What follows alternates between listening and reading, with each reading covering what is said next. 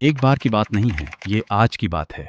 एक शहर, एक छोटा सा फ्लैट। सुबह के 4 बजे अलार्म बजता है। सिर पर हाथ रखकर एक इंसान उठता है। उसकी उम्र महज 32 साल है, लेकिन आंखों के नीचे के काले घेरे बता रहे हैं कि वो पिछले 10 सालों से हर दिन यही कर रहा है। नहा धोकर बिना नाश्ता किए वो बस पकड़ने के लिए निकल पड़ता है। 2 घंटे की यात्रा, ऑफिस में 9 घंटे, फिर 2 घंटे वापस।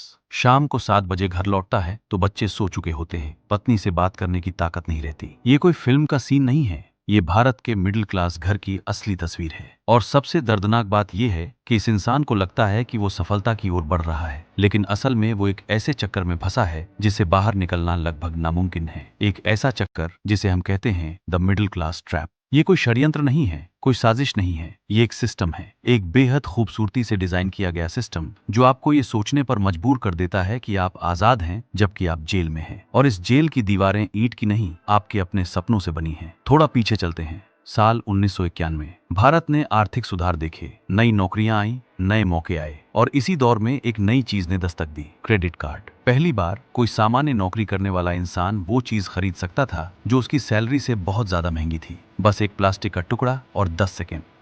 Are you sure we should use this? I do not trust it. पहले तो लोग डरे, फिर धीरे धीरे उन्होंने इसकी आदत डाल ली, और धीरे धीरे ये आदत जरूरत बन गई। लेकिन ये सिर्फ शुरुआत थी। देखते ही देखते फ्लैट खरीदने के लिए होम लोन आया, गाड़ी के लिए कार लोन आया, पढ़ाई के लिए एजुकेशन लोन आया। अब इंसान को ये नहीं पूछना पड़ता था कि क्या मेरे पास पैसे हैं, उसे बस ये पूछना था कि क्या मेरी ईएमआई चलेगी। और यही वो जादुई शब्द था, ईएमआई। एक ऐसा शब्द जिसने एक पूरी पीढ़ी को गुलाम बना दिया, क्योंकि ईएमआई का मतलब सिर्फ महीने की किस्त नहीं होता। इसका असली मतलब है अगले 20 साल तुम मेरे हो। समझिए इस जाल को। एक युवा लड़का, मान लीजिए अमन, इंजीनियरिंग कर लेता है। उसे 40,000 रुपए महीने की नौकरी मिलती है। उसके पिता को गर्व है, पूरे मोहल्ले में बात है। अमन को लगता है अब जिंदगी सेट है। पहले महीने ही उसे एक मैसेज आता है, प्री अप्रूव्ड लोन, सिर्फ आपके लिए। एक नया आईफोन जो उसकी सैलरी से दुगना है। वो सोचता है क्यों नहीं, मैं कमा तो रहा हूं। अगले महीने ईएमआई कटती है, बचता है 35,000। अब दोस्तों के साथ कैफे जाना है, स्विगी जोमेटो ऑर्डर करना है, नेटफ्लिक्स का सब्सक्रिप्शन लेना है। वो छोटे छोटे सुख। महीने के आखिर में उसके पास शायद ही 5,000 बचते हैं, लेकिन उसे कोई फर्क नहीं पड़ता, क्योंकि उसके आसपास सब ऐसे ही है। एक दिन उसकी शादी तय हो जाती है। लड़की वालों ने शहर के अच्छे बिल्डर का फ्लैट देख लिया है, कीमत 80 लाख। अमन के पास 10 लाख भी नहीं, लेकिन बैंक वाला कहता है चिंता मत करो, 30 साल का होम लोन, ईएमआई 50,000। अमन की सैलरी अब 60,000 है। वो सोचता है दोनों कमाएंगे, हो जाएगा। वो साइन कर देता है। अब उसकी सैलरी का 80% से ज्यादा सिर्फ कर्ज की ईएमआई में चला जाता है। वो कर्ज जिसे उसने एक बार फ्लैट का नाम दिया था। लेकिन कहानी यही नहीं रुकती। फ्लैट खरीदने के बाद आता है furniture, AC, fridge, washing machine, सब कुछ ईएमआई पर। फिर एक बच्चा पैदा होता है, उसकी फीस, उसके कोचिंग क्लास, उसका फोन, उसका लैपटॉप, सब ईएमआई पर। अमन अब 45 साल का हो चुका है। उसके बाल सफेद हो गए हैं, उसकी पीठ दर्द करती है। उसे ऑफिस में जूनियर लोग सीधे बात नहीं करते। उसके पिता को एक ऑपरेशन की जरूरत है, लेकिन अस्पताल में भर्ती कराने से पहले वो सोचता है 5 दिन की छुट्टी लूंगा तो सैलरी कटेगी, और फिर ईएमआई कैसे भरेगा। उसने पिछले 20 साल में एक भी दिन की छुट्टी नहीं ली। वो अपनी पत्नी से बात करना भूल गया है। वो अपने बच्चे की पहली साइकिल नहीं देख पाया, क्योंकि उस दिन उसकी ऑफिस में मीटिंग थी। वो खुद से एक सवाल पूछता है, मैं ये सब किस लिए कर रहा था। जवाब नहीं मिलता, क्योंकि जवाब तो वो बहुत पहले ही कर्ज के साथ गिरवी रख चुका था। ये सिर्फ अमन की कहानी नहीं है, ये करोड़ों भारतीय मिडिल क्लास की कहानी है। वो लोग जो सुबह 4 बजे उठते हैं, 2 घंटे बस में झूलते हैं, एक ऐसे बॉस को खुश करते हैं जो उनसे सालों छोटा है, और रात को थक कर वापस आते हैं। ये वही लोग हैं जो सोशल मीडिया पर छुट्टियों की तस्वीरें पोस्ट करते हैं, जबकि असल में वो छुट्टी भी उधार में लेते हैं। ये वही लोग हैं जिनके पास बड़ा फ्लैट है, लेकिन उस फ्लैट के अंदर सुकून नहीं है। ये वही लोग हैं जिनके पास बड़ी गाड़ी है, लेकिन शहर के ट्रैफिक में वो साइकिल से भी धीमी चलती है। और सबसे दर्द की बात यह है कि ये सब उन्होंने अपनी मर्जी से चुना है, किसी ने उन्हें मजबूर नहीं किया। बस एक खूबसूरत फिल्म, एक चमकता हुआ विज्ञापन, एक दोस्त का नया फोन, या एक पड़ोसी की नई कार, बस यही वो चीजें थीं जिन्होंने उन्हें ये सोचने पर मजबूर कर दिया कि उन्हें ये सब चाहिए। लेकिन असली जाल तब बनता है जब ये चक्र पीढ़ी दर पीढ़ी चलता है। अमन का बेटा आयन बड़ा होता है। वो अपने पिता को हर सुबह थका हुआ देखता है। वो सोचता है मैं ऐसा नहीं बनूंगा, मैं अमीर बनूंगा। वो मेहनत करता है, एक प्राइवेट नौकरी पकड़ता है, 80,000 रुपए महीने। उसे लगता है वो अलग है। वो पहले ईएमआई नहीं लेता, लेकिन फिर उसकी मुलाकात एक लड़की से होती है शादी की बात चलती है। दहेज नहीं लेना चाहता, लेकिन शहर के रीति रिवाज कहते हैं बिना कार और फ्लैट के शादी नहीं होती। वो मजबूर है। वो फ्लैट खरीदता है, कार खरीदता है, बच्चे होते हैं और धीरे धीरे वो अपने पिता जैसा ही बन जाता है। बस फर्क इतना है कि उसके पिता के जमाने में एटीएम था, उसके जमाने में क्रेडिट कार्ड और बीएनपीएल और बाय नाउ पे लेटर के ऐप्स हैं, जो उसे पहले से भी ज्यादा आसानी से कर्ज में धकेल देते हैं। कर्ज का ये जाल इसलिए भी खतरनाक है क्योंकि ये न केवल आपके पैसे चुराता है, बल्कि आपके समय, आपके सपनों और आपके रिश्तों को भी चुराता है। आप अपने माता पिता के साथ बैठने का समय नहीं निकाल पाते, आप अपने बच्चे के स्कूल के फंक्शन में नहीं जा पाते, आप अपने शौक पूरे नहीं कर पाते, आप सिर्फ ईएमआई भरने की मशीन बनकर रह जाते हैं।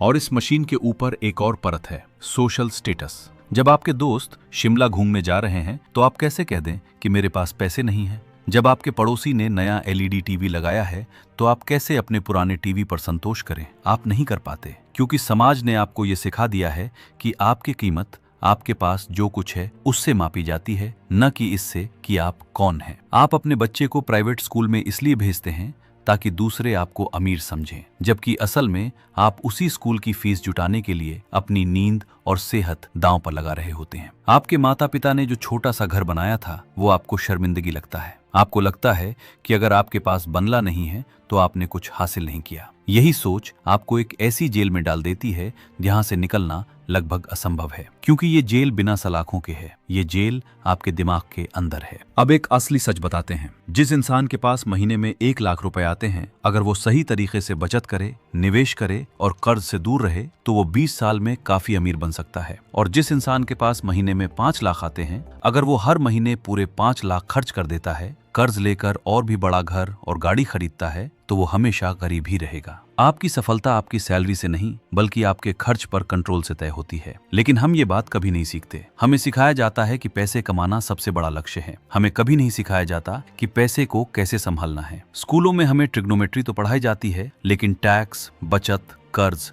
और इन्वेस्टमेंट के बारे में कोई नहीं पढ़ाता। नतीजा ये होता है कि एक इंजीनियर या डॉक्टर 10 साल तक मेहनत करके भी कर्ज के बोझ तले दबा रहता है, जबकि एक छोटा दुकानदार जो सिर्फ हिसाब लगाना जानता है, धीरे धीरे बड़ा मालिक बन जाता है। ये कोई संयोग नहीं है, ये शिक्षा प्रणाली की एक बड़ी विफलता है, जो हर साल लाखों युवाओं को इस भ्रम में धकेल देती है कि एक नौकरी ही उनकी जिंदगी की सबसे बड़ी उपलब्धि है। एक और सच और बता दें, दुनिया में सबसे अमीर लोग कभी भी ईएमआई के जाल में नहीं फंसते। वो लोग कर्ज लेते हैं, लेकिन कभी उपभोग के लिए नहीं। वो कर्ज लेकर ऐसी चीजें खरीदते हैं जो उन्हें और पैसा ला कर देती हैं, जैसे कोई फैक्ट्री, कोई मशीन, कोई जमीन। जबकि मिडिल क्लास कर्ज लेकर ऐसी चीजें खरीदता है जो खरीदते ही उसकी कीमत गिरने लगती है, जैसे गाड़ी, फोन, फर्नीचर। गाड़ी शोरूम से बाहर निकलते ही 20% सस्ती हो जाती है। फोन 1 साल में आधी कीमत पर बिकता है, लेकिन उसकी ईएमआई उतनी ही रहती है। ये एक ऐसा गणित है जो आपको कभी अमीर नहीं बनने देगा। ये गणित आपको उल्टा दौड़ा रहा है, और इस गणित के पीछे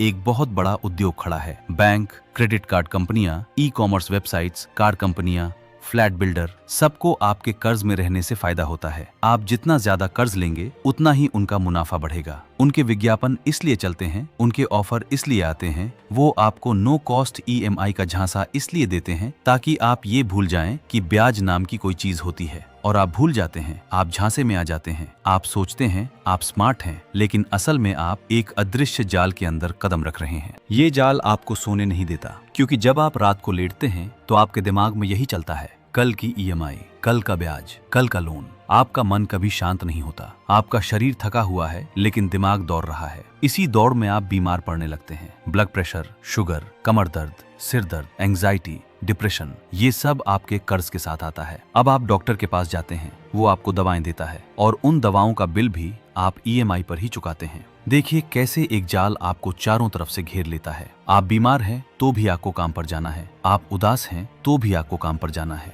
आपकी पत्नी आपसे बात नहीं कर रही तो भी आपको काम पर जाना है, क्योंकि एक दिन की छुट्टी का मतलब है एक ईएमआई डिफॉल्ट, और एक ईएमआई डिफॉल्ट का मतलब है आपका सपना टूटना, वो सपना जो कभी आपका था ही नहीं। लेकिन क्या इस जाल से बाहर निकलने का कोई रास्ता है? हाँ, बिल्कुल है, लेकिन रास्ता बहुत कठिन है, बहुत अकेला है। इस रास्ते पर चलने के लिए सबसे पहले आपको एक बात माननी होगी, वो ये कि आपकी जरूरतें और आपकी चाहतें 2 अलग चीजें हैं। रोटी, कपड़ा, मकान, दवा, ये जरूरतें हैं। IPhone, Brezza car, 3 BHK flat, विदेश यात्रा, ये चाहते हैं। जब तक आप चाहतों को जरूरत समझते रहेंगे तब तक आप इस जाल में फंसे रहेंगे। दूसरी बात, आपको ईएमआई का शिकार होना बंद करना होगा। अगर कोई चीज आप तुरंत नहीं खरीद सकते तो मान लीजिए कि आप उसे अभी खरीद नहीं सकते। इसे आपकी आत्मसम्मान से कोई लेना देना नहीं है, ये सिर्फ गणित है। तीसरी और सबसे जरूरी बात, आपको एक आपातकालीन फंड बनाना होगा, कम से कम 6 महीने के खर्च के बराबर। जब आपके पास ये फंड होगा तो आपकी नौकरी जाने का डर नहीं होगा, आप बीमार पड़ने से नहीं डरेंगे, आप अपने बॉस को नहीं डरेंगे,